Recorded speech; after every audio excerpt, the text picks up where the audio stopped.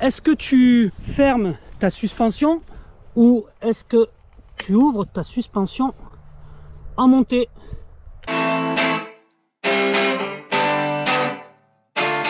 Salut à tous, Thierry du duo AMXC. Bon, aujourd'hui fait pas très beau, fait un temps de belge. Salut Jeff si tu me regardes, ou de breton. Salut Christophe si tu me regardes.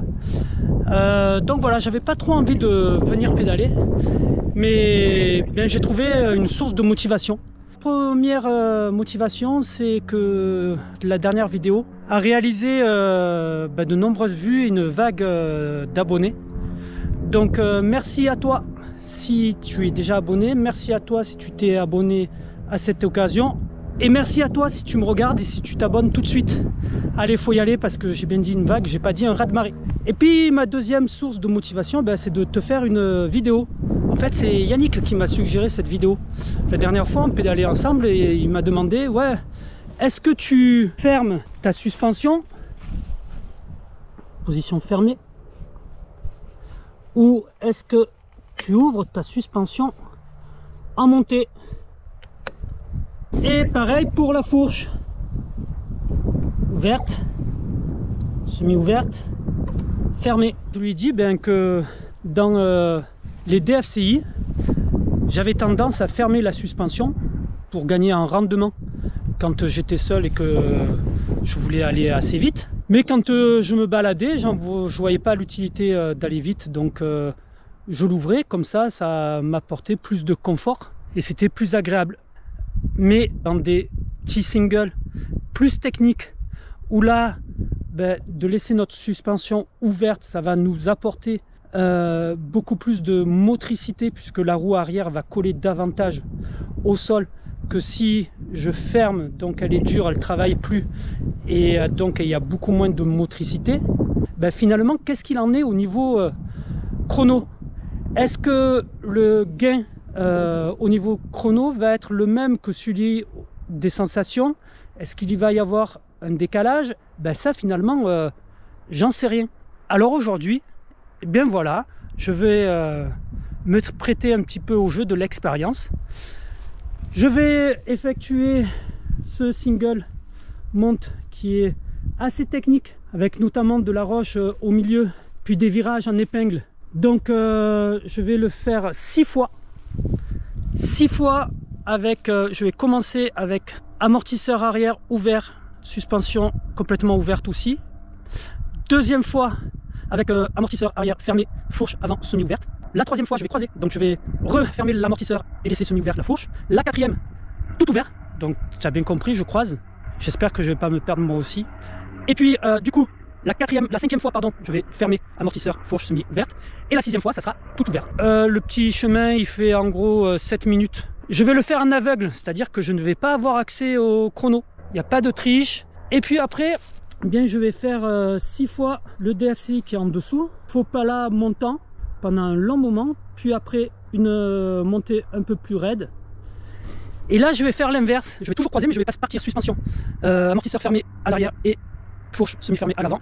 Et puis ainsi de suite. Pour faire aussi les 6 trajets. Et avoir toujours pareil, en aveugle, quelque chose qui sera un petit peu parlant. Et puis voilà, arrivé chez moi, je te ferai une petite analyse de tout ça. Pour voir si finalement c'est utile de fermer son amortisseur ainsi que sa fourche. Bien entendu, à la montée, puisque à la descente, là la question ne se pose pas. C'est parti, allez, go! Allez, première montée, donc tout est ouvert.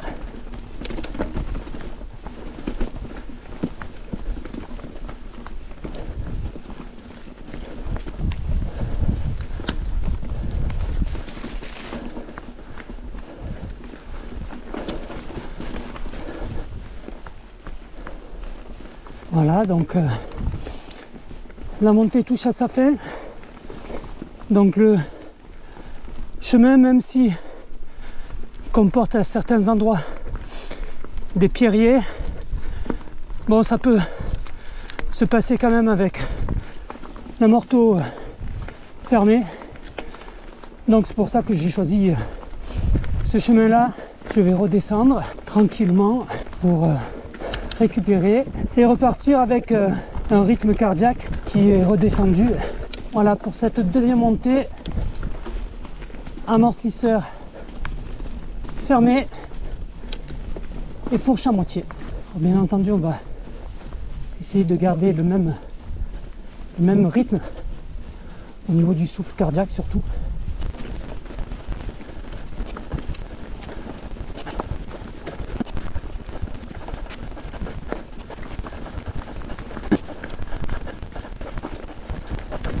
Bon, c'est sûr que en termes de sensation, c'est moins agréable et j'ai l'impression de perdre un petit peu l'adhérence aussi de la roue arrière. À voir si ce qu'on gagne d'un côté, on ne le perd pas de l'autre. Donc voilà la troisième montée, commence à pluviner. Petit crachin breton. Bon, entre les Belges et les Bretons aujourd'hui, on n'est pas gâtés, mais je les adore. Voilà, on est dans la quatrième montée. Tout est ouvert. Je ne vous cache pas que ça commence à piquer au niveau des jambes.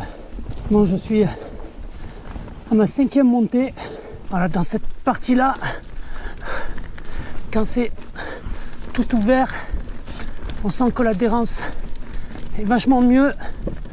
La roue colle et derrière, on peut repartir sans être bloqué avec l'amortisseur fermé. Ça devient difficile d'entraîner tout ça.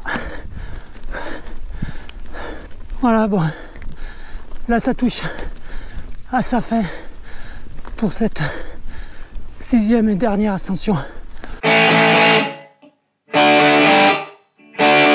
Parti pour cette première montée DFCI avec amortisseur bloqué et fourche semi-fermée. Alors bien entendu, je vais essayer de garder les mêmes sensations au niveau du rythme cardiaque. Donc il va pas falloir que je parle de trop quand même. Bon là, dans une portion un peu plus raide, je vais essayer aussi de tout faire en montant au train, sans à-coups, sans se mettre en danseuse ni quoi que ce soit. Bon là je suis dans le troisième tour et comme tu as compris, je suis en position tout ouvert.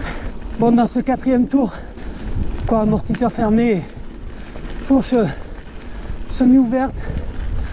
Bon, les sensations sont bonnes et je suis moins fatigué que tout à l'heure dans le single. En plus, le soleil commence à sortir, c'est agréable. Cinquième trajet, tout est fermé. Par contre, ça devient un petit peu plus dur, mais ça va. Je suis pas autant fatigué que dans le single, parce qu'il n'y a pas à relancer, c'est assez roulant. C'est mon sixième départ, je suis en position tout ouvert. Bon, les jambes commencent un peu à tirer. Bon, je suis sur la fin de ces expériences. Bon, je ne veux pas tout donner parce que ça fausserait les résultats. J'essaye de rester dans le rythme. Bon ben voilà, j'ai fini toutes mes ascensions. Il n'y a plus qu'à aller voir les chronos et à analyser tout ça. Voilà, on se retrouve pour analyser les résultats. Qu'est-ce que tu en penses? Alors je vais pas te faire attendre plus longtemps, plus patienter. Si j'ai pas été surpris par les résultats, par contre j'ai été surpris par l'amplitude et la différence que j'ai pu trouver sur le chronométrage. Alors on commence tout de suite en ordre inverse des passages que j'ai effectués. On commence par analyser la montée sur DFCI. Bien entendu, avantage à la fourche semi-fermée et l'amortisseur surtout fermé. Mais un avantage qui ne se joue pas à grand chose. Si on prend le cumul des trois ascensions pour le fermé, on obtient un total de 17 minutes et 17 secondes. Alors que pour l'ouvert, on obtient un total de 18 minutes. En fait, ça nous fait une différence de 5%. Donc, c'est pas énorme. Nous passons maintenant à l'analyse de la montée sur single. On retrouve bien entendu ici l'avantage au fait d'ouvrir l'amortisseur et la fourche complètement. Ben, ça rejoint un petit peu les ressentis terrain. Mais là, le chronométrage est bien différent, puisque si on cumule les 3 ascensions en ouvert, on obtient 18 minutes 2 secondes, alors qu'en fermé, on obtient 20 minutes et 37 secondes. Du coup, là, la différence, elle est de 15%.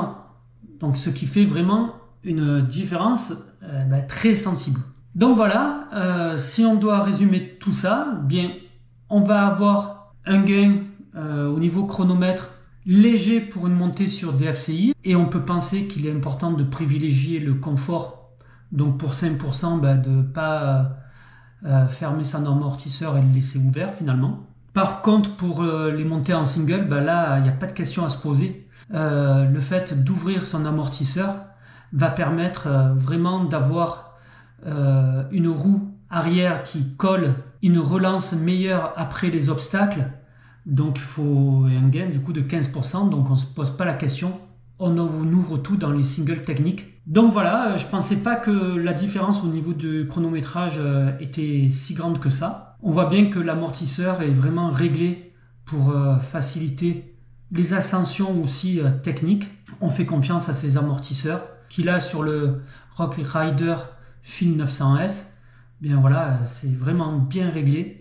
Donc on sent aussi la progressivité de l'amortisseur et qui permet finalement d'avoir une roue arrière qui colle bien aux obstacles, aux rochers, qui permet aussi d'avoir une relance tout en douceur. Donc j'espère que cette petite vidéo a répondu aussi aux questions que tu te poses sur faut-il bloquer ou ouvrir ton amortisseur arrière. Écoute, profite bien. Et on se dit à bientôt dans une prochaine vidéo, un peu plus roulante cette fois. N'oublie pas, abonne-toi, les pouces. Salut et à bientôt!